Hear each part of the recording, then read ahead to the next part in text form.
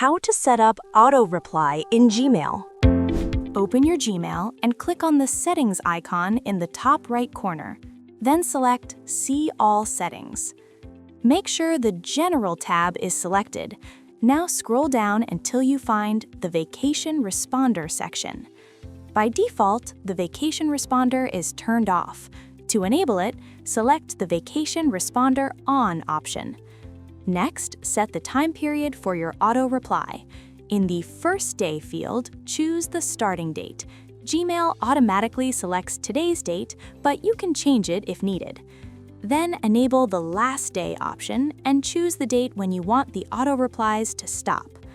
Now move to the Subject field and enter a subject for your auto-reply message. Below that, in the Message box, type the message that people will receive automatically when they email you.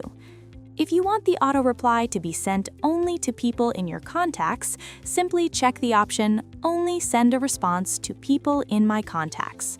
Once everything is set, click on Save Changes. That's it! Your Gmail auto-reply is now active. If you want to stop it anytime, simply click End Now.